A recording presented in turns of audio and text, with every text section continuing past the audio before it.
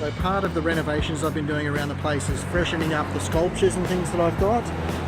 I've got some gargoyles out here that are going to be re-weathered to pick up the details on them a bit better. But whilst I'm doing that, I have the dragon sculpture that I made up years ago, and unfortunately it was sitting on a rock out the backyard, and in a windstorm that we had come through, it sort of fell over and broke off a couple of the primary components, a piece of the wing and one of the legs. And it's also lost a couple of claws, which I'm going to reattach as well. The thing being with this is when I originally made it, it was made to go on a pole. It was going to be mounted on a pole with a big light on top.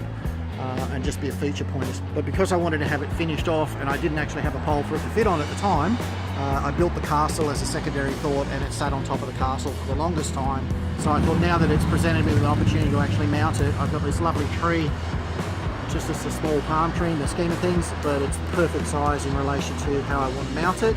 So I'm just going to do the welding repairs on the dragon and mount it in position, and she'll have a captured chain that'll go around her neck and sort of back down to the fence there, because as you can probably hear, I'm on the main road, and for the sake of security I don't like the idea of anybody trying to knock her off, so that's what I'll be doing with that. Alright, so we've got a repair that we need to do in here. I've already tacked the front part of it, but because I'm using these stick welders, this is stainless steel, it's a 316 stainless steel, which is the same as what the Dragon's made from. For practicality though, to try and have a great big long stick like that and get it in there on a tiny spot, it's very hard to keep that still. So I've cut that off. Now these can be cut and reused. You don't necessarily have to worry about that. You just scrape off the flux, and then you can use shorter ones as well. So I'm just going to get in here and weld up that.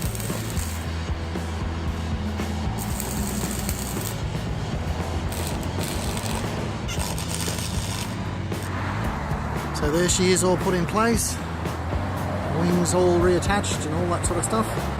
What I think I like about it most is it has sort of married up to the original concept, so much so that I haven't had to anchor it to the tree there in any way. It's literally holding its own weight with its own claws, and it should grow along with the tree quite well. A lot on there now that leads back to the chain, so it all chained up nice and safe, and that's the finished project.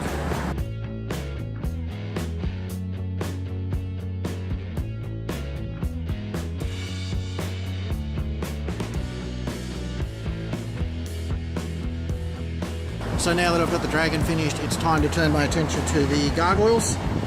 They were originally painted or coated with like a black iron oxide powder. Over the years it's just weathered and sort of washed away. There's still some of it there, but a lot of the depth has just been lost, especially on some of the details around the shoulders and the musculature in its body. So I'm just going to go over it. I'm not going to use the powder this time though. I'm going to use the same external grade house paint that I've used on the house for just the gutterings and that sort of stuff. So it's an exterior grade paint, but it is water based. So I'm just going to use a similar sort of technique as what you would use on any sort of sculpture, whether it's indoor or outdoor. Where I'm just going to water down the paint, give it a really good wash to pick up those detailed areas. And then as the paint starts to dry, I'm just going to sponge it off with a damp towel, just to pick up those details in his muscles and that sort of stuff a bit better. Okay, so this is the paint that I'm using. As I said, it's just a standard house paint, and that's just water. So all I'm doing is dipping the paint in to get a good coverage on it, and then dipping it in the water so that it's really wet. And what I'm doing is just painting it in, and where necessary I'll come back to the water, get a bit more water so that that sort of flows through and covers all over. This is just the natural concrete, is the white that you can see. So I'm using that white rather than dry brushing, rather than doing this black and then dry brushing to pick up the detail.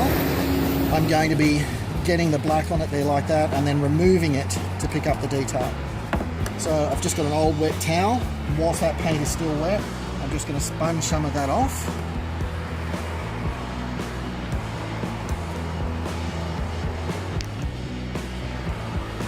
And the beauty with doing it this way is that if I do too much, or take too much off a particular spot, I can just come back in and give it another hit, and then just dab it back off again. Now, that's essentially all it takes to do it.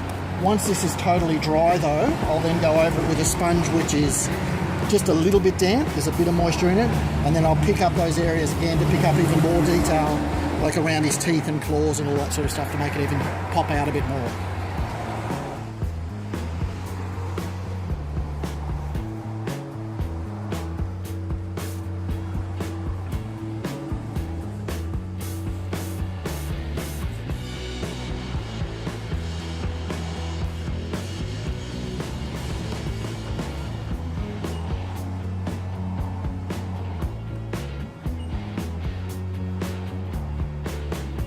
Okay, so as I said, once this is touch dry, I've just got the sponge, which is, it's been wet, but all the moisture's been wrung out of it, so it's just damp.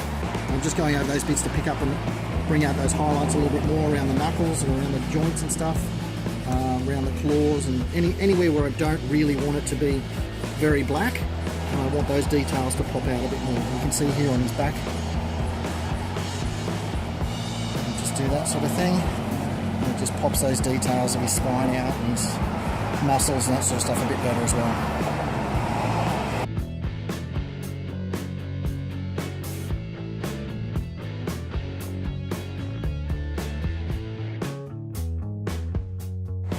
So there they are, put back into their place, sort of livened up with the details. They look a bit better and they certainly fit in a bit better with the theme that I'm going for there now. So I hope that technique's been helpful to somebody out there. But anyway, that's the update for this time, guys. Thanks for watching. Talk to you next time.